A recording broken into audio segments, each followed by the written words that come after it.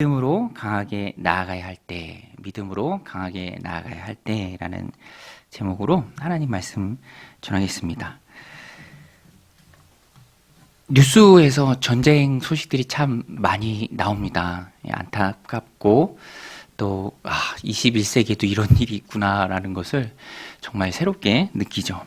그 가운데서 우크라이나의 zel렌스키 대통령이 재평가를 받고 있다라는 기사를 읽었습니다. 물론 지도자에 대한 평가는 다 다르겠죠. 그러나 저는 개인적으로 감동이 좀 되었던 게 남아서 같이 싸운다. 미국이 안전지대로 대피할 수 있도록 돕겠다라고 했지만 그것도 거부하고 남아서 같이 싸운다라는 모습이 감동적이더라고요. 선장은 배에서 가장 늦게 나와야죠. 그게 맞죠? 자신이 옳다고 생각하는 일에 도전적으로 나아가는 모습이 많은 이들에게 감동을 준다라는 것입니다. 우리가 세상을 살아가다 보면 어느 때에는 이렇게 도전적으로 행해야 할 때가 있습니다. 과감하게 감행해야 할 때가 있죠. 어떤 때에는 정말 많은 것을 걸고 도전적으로 맞서야 할 때가 있다라는 것입니다. 오늘 본문에도 보면 야곱이 그렇게 도전적으로 강하게 나갑니다. 20년간의 바단 아람 생활을 청산을 하죠. 그런데 문제는 시작인 외삼촌입니다. 외삼촌 때문에 시작도 되었지만 또 외삼촌이 이 야곱의 발목을 잡습니다. 외삼촌을 경험한 야곱은 충분히 가늠할 수 있어요. 외삼촌이 나를 곱게 돌려보내지 않는다. 내가 간다고 말할지라도 보통 외삼촌이 아니니 외삼촌이 나를 그냥 편안하게 고향 땅으로 돌려보낼 것 같지 않다라는 걸 경험을 통해서 야곱이 알아요. 그래서 외삼촌의 양을 털 깎을 때, 당시에는 양의 털을 깎을 때가 잔칫날이었습니다. 저도 어렸을 때 김장날이 잔칫날이었어요. 그래서 김장날 되면은 뭐 먹을 것도 많고 풍성하고, 그런데 당시에 양 깎는 날이 그랬습니다. 한 200~300명이 모여서 잔치처럼 양의 털을 깎는 추수하는 거죠. 그러니까 그날은 좀 흥에 겹고 또 라반도 야곱에 대한 감시가 좀 소홀해졌을 때입니다. 야곱이 그 때를 틈타서 아내들은 동행하기로 이제 얘기를 했으니까 또 온 가족을 데리고 또 소유를 다 데리고 이제 도망치듯이 떠납니다. 오늘 말씀 19절 20절인데요. 우리 같이 한번 읽겠습니다. 시작. 그때 라반이 양털을 깎으러 갔으므로 라헬은 그의 아버지의 드라빔을 도둑질하고 야곱은 그 거취를 아람 사람 라반에게 말하지 아니하고 가만히 떠났더라. 가만히 떠났다라는 게 도망했다라는 것입니다. 다른 번역 성경들은 다 도망했다, 도망쳤다라고 번역을 했습니다. 그러니까 야곱은요, 라반에게 아무 말도 하지 않고 도망을 간 거죠. 왜냐? 겪어서 아는 라반은 절대로 곱게 보낼 사람이 아닙니다. 무슨 이유를 들이대든지 야곱의 발목을 잡을 사람이고요. 심하면 물리적인 방법을 동원해서라도 야곱을 주저앉힐 사람이 바로 라반이었습니다. 그래서 야곱은요, 꼭 가나안 땅으로 가야 합니다. 아브라함 언약의 계승자로서 하나님 약속의 땅인 가나안을 향해서 가야 해요. 그것이 하나님의 뜻이고 그것이 야곱이 해야 할 일입니다. 이 일이 중요하죠. 그러니까 발목을 잡히지 않기 위해서 야곱 편에서는 말씀드린 것처럼 과감하게 그리고 담대하게 라반이 양을 깎는 그 틈을 이용해서 온 가족을 이끌고 온 소유를 이끌고 말도 하지 않고 도망가듯이 빠져나온 것입니다. 이런 야곱의 행동을 보면서 우리가 깨닫는 게 있습니다. 하나님의 뜻에 따라야 할 때, 그리고 명백한 하나님의 뜻에 순종하고자 할 때, 어떤 때는요, 순순히 세상이 우리를 놓지 않기 때문에 과감하고 또 담대하게, 오늘 야곱이 라반을 속이고 몰래 도망쳐 나온 것처럼 그렇게 해야 될 때가 있다라는 것입니다. 현실에 굴하지 않는 담대함이 있어야 합니다. 현실은 붙잡죠. 우리가 하나님의 뜻을 행하지 못하도록 현실은 붙잡습니다. 그런 믿음의 시험이 올 때가 있습니다. 그때 우리는 담대하게 뭐 상의하거나 그러지 않고 과감히 대처해야 될 필요가 있습니다. 만약 그때 담대하게 또 과감히 대처하지 못하면 현실에 압도가 돼요. 그리고 현실의 문제 가운데 내가 발목을 잡힙니다. 그러다 보면 내 안에 있는 믿음이 자꾸만 현실의 문제에 부딪혀서 휘발되어져 버립니다. 그냥 날아가 버릴 때가 참 많은 것 같아요. 그래서 우리가 믿음의 길을 가고자 할 때는 어떤 때는 정말 야곱이 이렇게 한 것처럼 과감하게 믿고 나아가야 될 때가 있다라는 것입니다.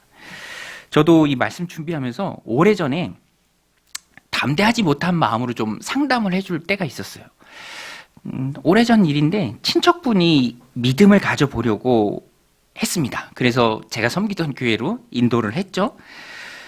교회 출석도 잘 하시고요. 또 믿음도 성장해 가실 때쯤에 남편분이 많이 반대를 하셨어요. 그냥 보통 수준에서의 반대가 아니라 아주 극렬한 반대. 들으면 어떻게 그럴까 싶을 정도의 그런 안타까운 마음이 들 정도의 그런 반대. 근데 제가 그때 마음이 좀 약해져서 강하고 담대하게 대처하십시오라고 상담을 못 해드렸던 것 같아요. 근데 그게 참 많이 지금 생각해도 아쉽습니다. 그때 어차피 한번 겪어야 될 일입니다. 믿음으로 강하게 부딪힙시오. 타협하지 마십시오라고 강하게 조언을 했더라면 어땠을까 하는 그런 마음이 있습니다. 실제로 세상이요, 우리를 바짓가랭이 붙들고 믿음 생활을 제대로 하지 못하도록 현실에 함몰되도록 할 때가 많이 있죠. 그때 우리는 마음을 강하게 다잡아야 합니다. 타협하지 말고 믿음으로 힘있게 나아가야죠. 사도행전 4장에 보면 사도들이 정말로 멋있는 모습이 나와요. 복음서에 나오는 제자들과 사도행전에 나오는 제자들이 이렇게 다를까 싶을 정도로 멋진 모습이 나오는데 그때가 언제냐면 믿음과 사명을 따라가면서 협박에 굴하지 않는 모습을 보입니다. 타협하지 않아요. 예수님의 제자인 사도들이 도무지 예수님의 이름으로 절하지 말고 가르치지 말라라고 종교 지도자들이 얘기했을 때에도 그들이 말합니다. 그들을 불러 경고하여 도무지 예수의 이름으로 말하지도 말고 가르치지도 말라니 베드로와 요한이 대답하여 이르되 하나님 앞에서 너희의 말을 듣는 것이 하나님의 말씀을 듣는 것보다 옳은가 너희가 판단하라. 우리는 보고 들은 것을 말하지 아니할 수 없다. 얼마나 담대합니까? 그 우크라이나의 군인들도 세계가 보면서 감동하고 야, 참 대단하다 하는 게 힘은 없지만 어떤 섬의 그 해군 러시아 해군들이 그랬죠. 무기 내려놔라. 근데 그 섬 수비대 12명이 가라. 그렇게 하다가 12명이 다 전사하는. 나라를 위해서도 민족을 위해서도 사랑하는 가족을 위해서도 물러설 수 없는 것이죠. 근데 오늘 우리의 신앙도 마찬가지입니다. 내가 믿는 신앙, 또 하나님 내게 허락하신 귀한 사명, 내가 따라야 할 하나님의 뜻, 그 믿음의 길, 그 길을 갈 때 방해하는 마귀의 세력, 세상의 세력, 우리가 물러서지 말고 타협하지 말고 어느 때에는 담대하게 좌고우면하지 말고 앞으로 나아가야 될 때가 있습니다. 세상의 도전 앞에 결단을 내려야 될 때가 있습니다. 물론 심사숙고해야죠. 심사숙고해야 합니다. 그러나 결정적인 순간에는 결단이 필요해요. 그런 선택의 갈림길이 분명히 있습니다. 기업을 할 때도 있어요. 기업을 할 때도 그 기업은 선택할 때 철학이 나오는 거죠. 가치관이 나오는 것입니다. 세상은 그것을 철학, 가치관이라고 말하지만 우리 그리스도인들은 그것을 믿음이라고 얘기하죠. 세상을 살아갈 때 분명히 선택해야 될 때가 있습니다. 믿음을 따라서 선택하느냐, 그렇지 않으면 세상에 많은 사람들이 가는 그 길을 가느냐. 그럴 때 우리는 믿음을 따라야죠. 하나님의 뜻을 꼭 붙들어야 합니다. 믿음대로, 믿음에 따라 그리스도인들은 살아가야 합니다. 오늘 야곱도 현실을 넘어서는 도전적인 일을 감행하고 있습니다. 라반과 말하면은요, 그 순간 말리기 시작하는 거예요. 라반은 대화가 안 되는 사람입니다. 아주 능구렁이 같은 사람이죠. 품삯을 10번이나 바꿨습니다.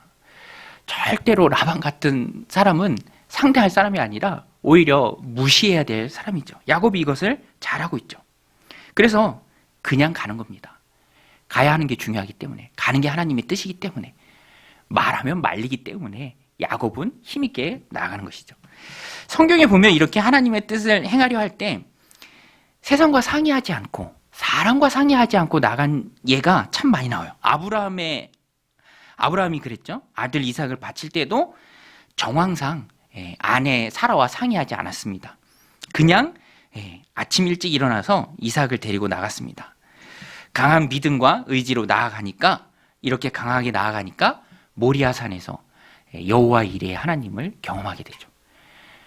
성경을 읽어보면요, 하나님이 오히려 당황해요. 그래서 아브라함아 두 번씩 연거푸 부르면서 내 아들 독자 이삭에게 손대지 마라. 내가 이제야 나를 사랑하는 줄 알았다. 여호와 이레의 하나님을 경험합니다. 믿음의 조상으로 우뚝 서죠. 모세도요, 출애굽하면서 백성들의 많은 반대에 부딪혔습니다. 교만하고 목이 곧은 백성이죠. 나중에는 모세를 향해서 손가락질하고 돌을 던지려고도 하고, 그래도 그들의 말과 타협하지 않았습니다. 하나님만 바라보고 가나안을 향해서 앞으로 나아갔죠. 결국 어떻게 됩니까? 목이 곧은 그 이스라엘 백성들을 가나안 땅에 들여보내죠.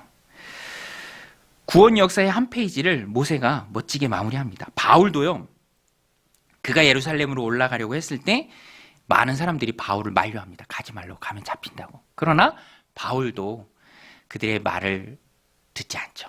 하나님의 뜻을 붙잡습니다. 그리고 기어이 예루살렘으로 가고 하나님의 뜻을 이루는 모습을 봅니다.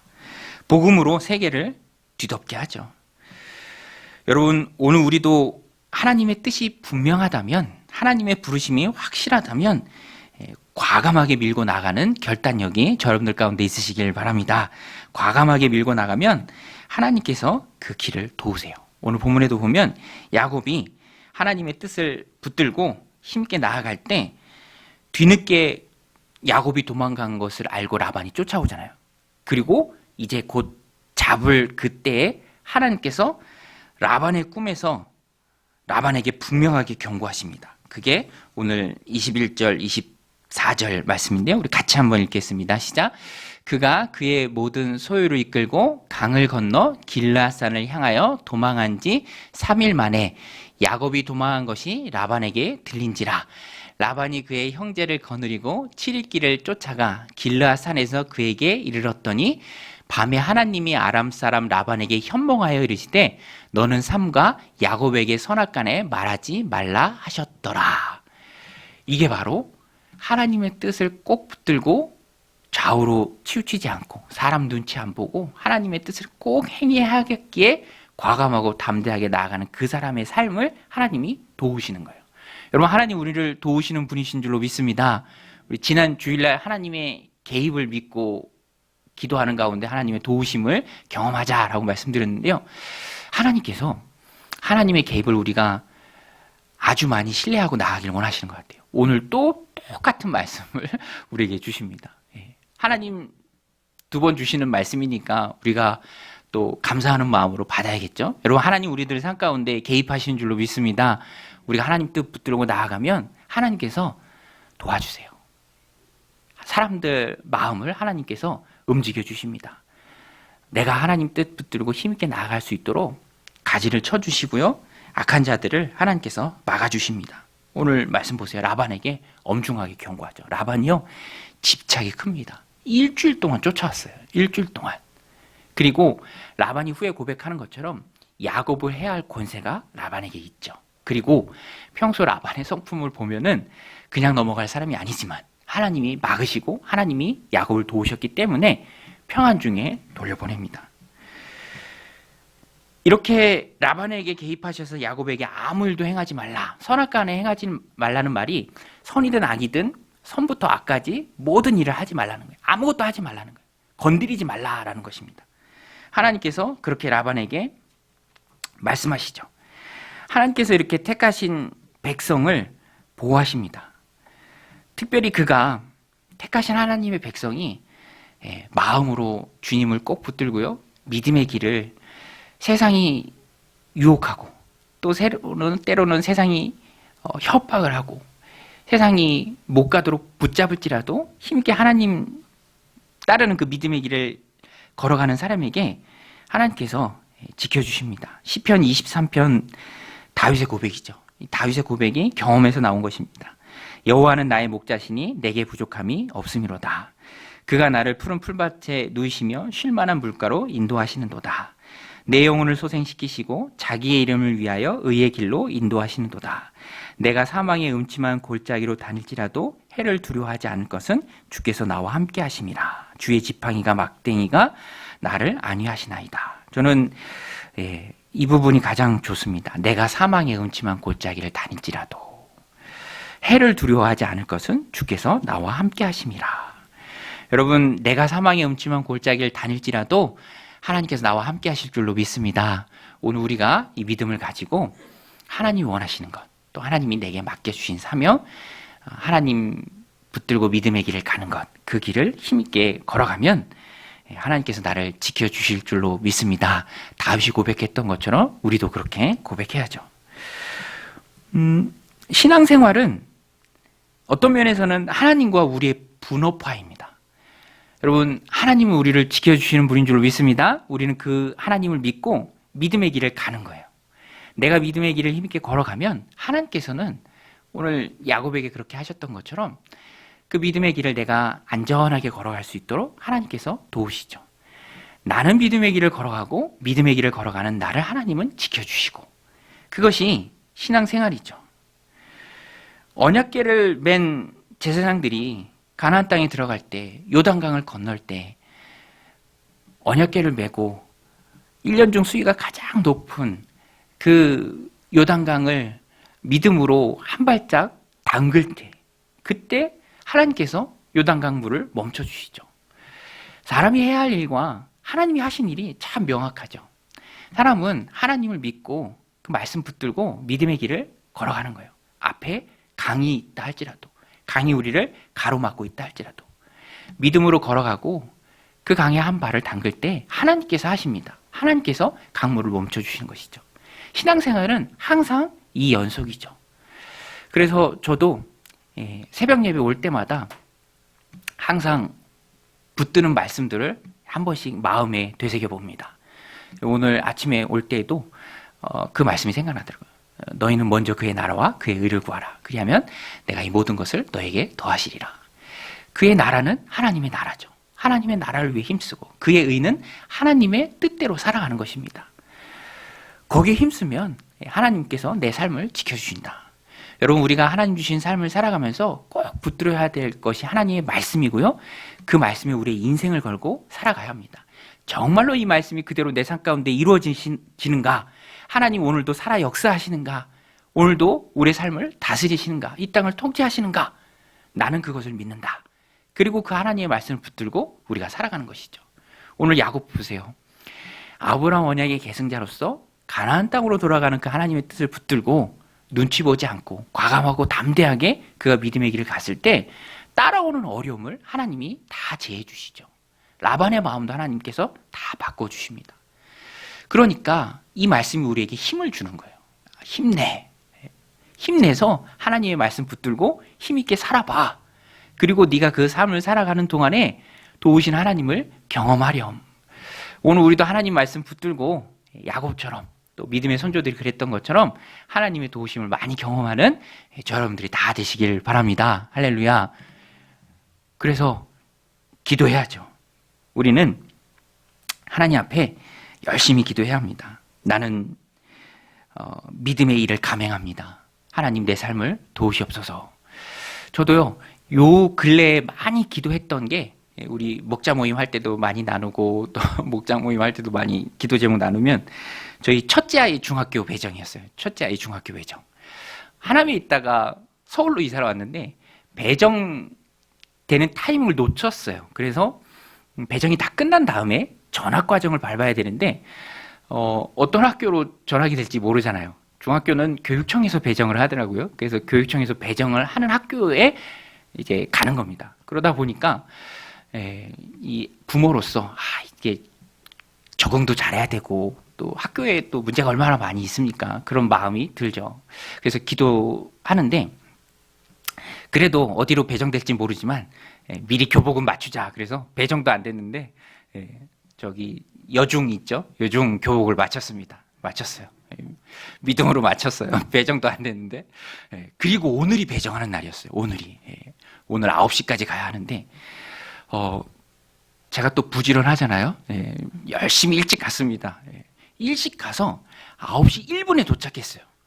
그런데요, 번호표를 뽑았는데 제 번호가 60번이었어요. 60번. 야, 진짜 한국의 이 교육열이 대단해요. 그 아침부터 9시부터 시작하는데 엄청 일찍 오셔서 제가 예전에 하남고 그 교회 사역할 때 봤어요. 하남고 전학 오려고 그 앞에서 텐트 치면서 밤을 새는 분들을 봤어요. 근데 제가 그걸 살짝 잊고 딱 9시까지 갔더니 번호표가 60번인 거예요. 60번. 그리고 또 어느 학교는 다 찼습니다. 배제 다 찼어요. 결혼 없습니다. 한영도 결혼이 없습니다. 이제 제가 갈 학교 거기 여중 교복 맞췄는데 이제 막 간절해지는 거죠. 또 기도하는 아버지 아닙니까? 기도밖에 할 수 없다라고 하지만 기도만큼 더 큰 능력이 없는 줄로 믿습니다. 그래서 기도했어요. 차에 들어가서 기도했어요. 1시간 반 기다리면서 기도했죠. 그래서 딱 제 순서가 되는데 아이가 아플 때 의사 선생님의 말이 진짜 너무 권위 있게 들리잖아요. 또 아이가 중학교 배정 앞두고 있으니까 이제 3년, 오늘로 3년이 결정되는 거잖아요. 어디로 가느냐. 멀리 되면 얼마나 힘듭니까? 그런데 너무너무 감사하게도 금방 이렇게 또 제가 원하던 학교에 배정이 딱 돼서 돌아올 수 있었죠.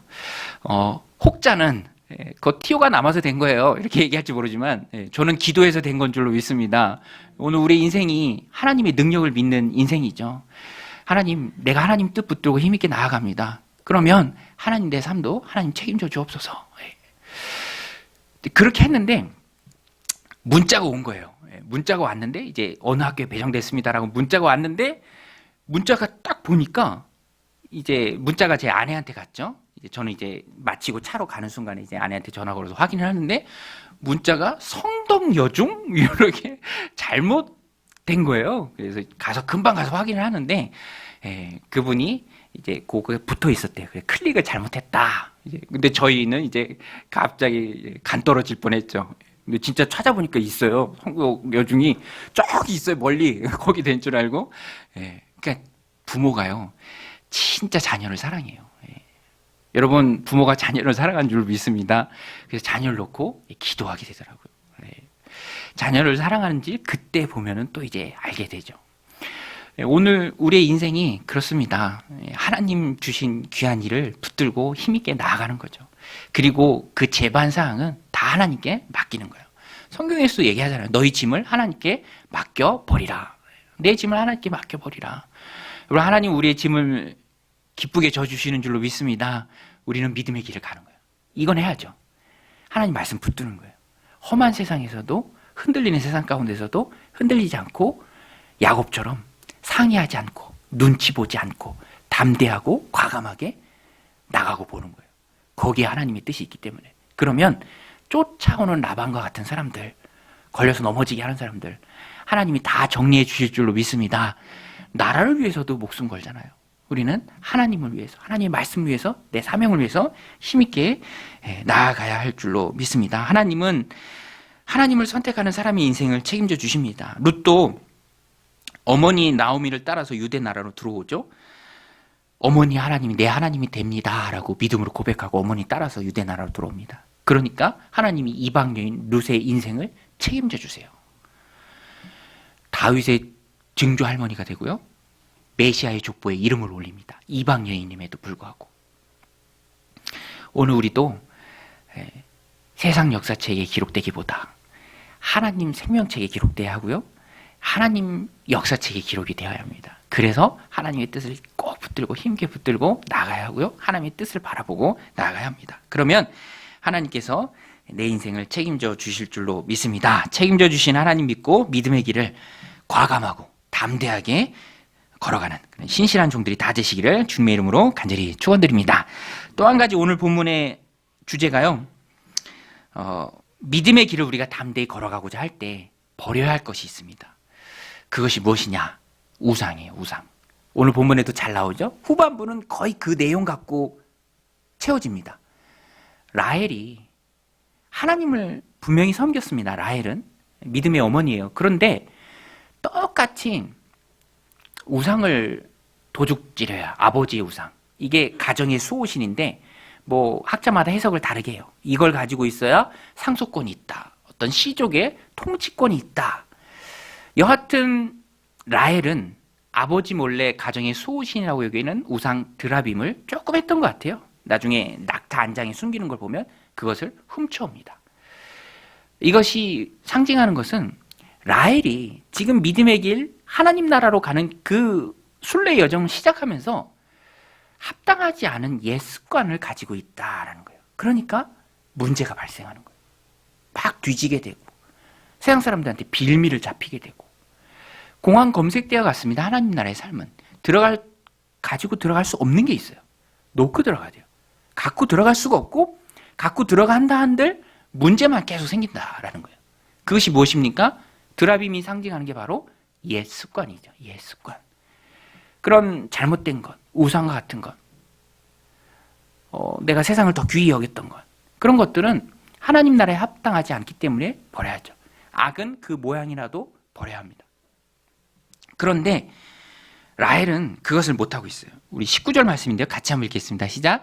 그때 라반이 양털을 깎으러 갔으므로 라헬은 그의 아버지의 드라빔을 도둑질하고, 이 드라빔을 도둑질해서 갑니다.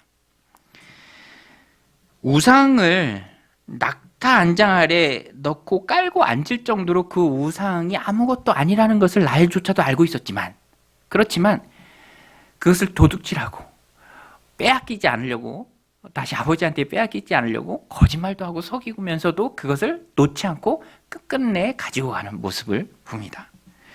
가나안 땅을 향해서 가지고 가죠. 나중에 야곱이 베델로 올라가자라고 했을 때 모든 우상을 버리라라고 했을 정도로 야곱이 그 우상, 지금으로 오늘 우리 삶 가운데 적용하고 상징하는 것은 옛 습관, 그것들을 가지고 있었다라는 것입니다. 이런 라헬의 모습이 부자연스럽죠. 부자연스럽습니다. 그리고 아름답지 않아요. 직설적으로 얘기하면 추해 보입니다. 우상에 집착하는 라헬이 그렇다라는 것입니다. 옛 습관을 끊지 못하는 성도, 그리스도인, 그 또한 아름다워 보이지 않는다라는 것입니다. 드라빔에 집착하는 라헬을 보면서 우리가 깨닫는 게 있습니다. 성도는 믿음의 길을 갈 때 옛 습관을 완전히 버려야 한다라는 것입니다. 안 버리면 이상해 보이고요, 언밸런스해 보이고요, 추해 보입니다. 저희 아이들이 자주 쓰는 말이 패션 테러리스트 같다, 그렇게 보이는 거예요. 아, 저렇게 아름다운 모습에 저렇게 주님을 잘 섬기는 것 같은데 또 저런 모습이 있네, 아직도 세상을 살아가네, 아직도 혈기가 많네, 아직도 이기적이네, 아직도 자기만 하네, 그런 모습이 온전치 못하다는 것이죠. 우리가 예수님을 믿고 예수님을 닮아가면서 조금씩 성화되어 가는 모습이 있어야 한다는 것입니다. 안 버리면 추하해 보이고 이상해 보이죠. 전에 어떤 집사님한테 들었던 얘기인데, 자기 딸이 어렸을 때 학교 앞에서 파는 병아리를 사왔대요. 저도 한번 산 적이 있습니다. 얼마나 예뻐요. 삐약삐약 300원 주고 사온 병아리. 그런데 이게 대부분 병약해서 금방 죽어요. 그런데 이 집사님 딸이 사온 병아리는 건강했나 봐요. 안 죽더래요. 그러더니 닭이 될 때까지 살아서 온 집안을 돌아다니고, 또 다른 사랑하는 거니까 아버지가 또 어떻게 목을 비틀 수도 없고 너무너무 힘들었다. 그러면서 이 집사님이 우스갯소리를 그렇게 얘기하더라고요. 300원 주고 사온 병아리는, 닭은 적당한 시점에 죽어줘야 가족 모두가 평안하다. 근데 맞는 말이죠. 그거 안 죽고 닭 될 때까지 한번 해보세요. 오늘 우리 그리스도인들도 마찬가지입니다.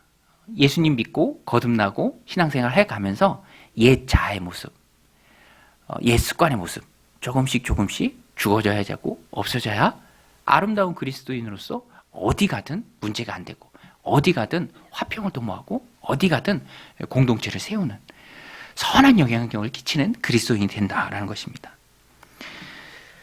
옛 모습은 죽어야죠. 같이 가면 그것이 안 맞습니다. 우리는 옛 모습을 그리스도와 함께 십자가에 못 박은 자들이죠. 그래서 구원받은 이후에, 구원은 절대로 결승점이 아닙니다. 구원은 출발점이죠. 구원받은 이후에 이 땅에 머무는 동안 조금씩 조금씩 예수님을 닮아가는 거예요. 저도 이 말씀을 저에게 적용하면서 내가 철저히 버려야 할 옛 습관은 무엇일까? 어울리지 않는 것.